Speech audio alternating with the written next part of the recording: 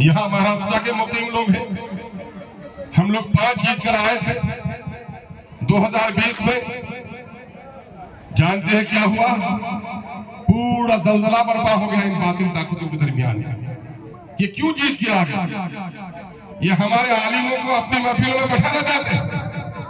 हमारी बुर्का पास बेटियों से भी इलेक्शन के जमाने में कैंपेन कराना चाहते हैं। लेकिन जब अकलियत का कोई फर्क जीत के आता है तो इनको बड़ी बेचैनी हो जाती है और इन जालिमों ने हमें तोड़ने का काम किया।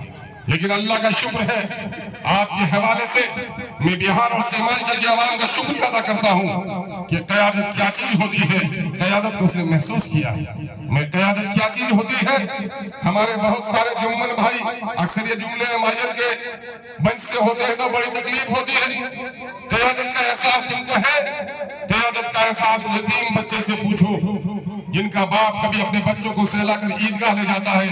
जब कोई यतीम बच्चा उसकी कोई किसी का उंगली पकड़ने के लायक नहीं होता है, उसको एहसास होता है कि बाप का साया क्या होता है। क़यादत क्या है?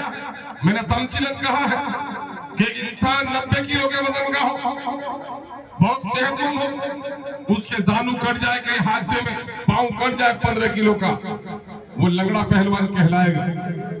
बाजू कट जाए वो लूला कहलाएगा। 15 किलो उसके जानू का वजन था, 8 किलो उसके बाजुओं का वजन था। बाजू कट गए, जानू कट गए, लेकिन इंसान बाकी था। लेकिन इत्तेफाक से अगर उसकी गर्दन काट दी जाए, जिसका वजन 4 किलो सिर्फ है, तो फिर वो इंसान बाकी नहीं है, बल्कि जिस जिस्म में गर्दन नहीं है, जिस जिस्म में सर नहीं है, वो लाश है। यकीन जानो नौजवानों, जिस कौम का कोई लीडर नहीं वो भी मानिंदे लाश है। अब हम लाश बनकर नहीं रहना चाहते हैं, हम अपनी कौम में लीडर पैदा करना चाहते हैं। और इसी वजह से बिहार से नारा चला था। अभी बहन हमारी नारा लगा रही थी, आधी ही नारा लगाई थी, हम उसको मुकम्मल कर देना चाहते हैं। हम लोगों ने यही देखा है, हम आपकी दुआओं से 5वीं बार बिहार की असेंबली में आने का मौका मिला। मैंने सेकुलर पार्टियों को भी देखा और आज अपनी जमात का वहां पर अमीर भी। मुझे लोगों ने कहा, अख्तरुल ईमान, अरे तुम बड़ी पार्टी में थे यार, रहते तुम वहां पर मिनिस्टर बन जाते, या अपनी पार्टी में बिल्कुल जैसे लगता हो बड़े जात की बस्ती में दलितों का कोई घर हो, ऐसा ही तुम लगते हो। मैंने कहा है, कम वक्त हो, तुम्हें क्या मालूम हो आजादी। अगर कोई परिंदा आजाद जिसकी फितरत है, पिंजड़े में तुमको सारे फल ला कर दे दोगे और बाहर वो सूखा दाना भी चुने, वो परिंदा आसमान की फिजाओं में होना चाहेगा, कैद में रहना नहीं चाहेगा। और जो गैरतमंद होता है वो कैदी बनकर नहीं रहना चाहता है। मैंने कहा, जानो, मैं कल उस पार्टी में था और हिंदुस्तान की सबसे बड़ी सेकुलर पार्टी का नाम लोग कांग्रेस कहते हैं। याद है लोगों, बाबरी मस्जिद का गम अपनी जगह,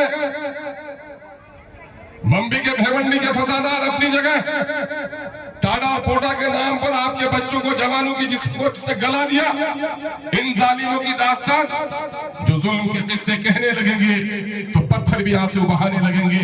मैं नापाक इनके किस्सों को सुनाना नहीं चाहता, लेकिन एक दर्द की बात है, 2014 में ये बंदा MP का इलेक्शन लड़ रहा था और वहां पर एक आलिम दीन हजरत मौलाना असद कासमी साहब नवर अल्लाह मरकदहू, वो भी मेरे मुकाबले में खड़े थे।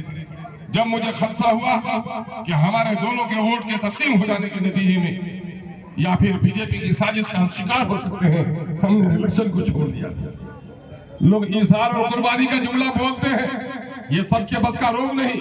मैं इस पर फख्र नहीं करता, लेकिन अल्लाह तबारक तआला का शुक्र अदा करता हूँ कि अल्लाह तबारक तआला ने मेरे पाए इस्तिकामत को कहीं डोलने नहीं दिया।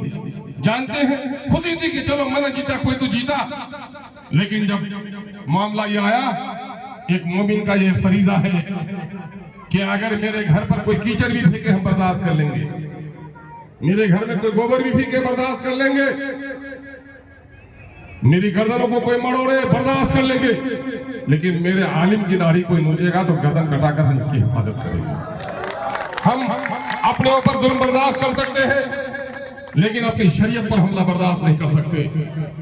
मछली पानी के बगैर तो जिंदा रह सकती है, लेकिन मुसलमान शरीयत के बगैर जिंदा नहीं रह सकता, नहीं रह सकता, नहीं रह सकता। शरीयत पे हमला हुआ, तलाक बिल की पेशी हुई, मौलाना असद कासमी के बयान सुन लो, डबडबाती हुई आंखों में। सोशल मीडिया पर आज भी उनकी शहादत बाकी है।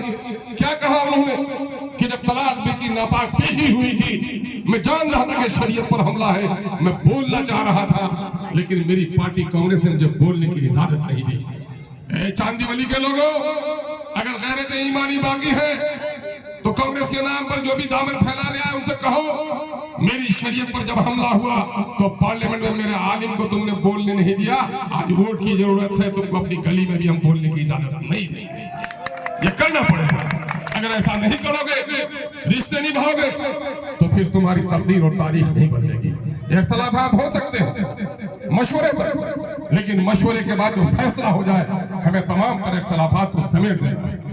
क्या कहा हजरत उमर फारूक रज़ियल्लाहु तआला अन्हु ने, वजाहत किया आपने कुरान और हदीस की रोशनी में, इस्लाम बगैर जमात के नहीं, और जमात बगैर इमामत के नहीं, और इमामत बगैर अतात के नहीं। यकीन जानो दुनिया की कोई भी मुहज़्ज़ब कौम जो जीती है वो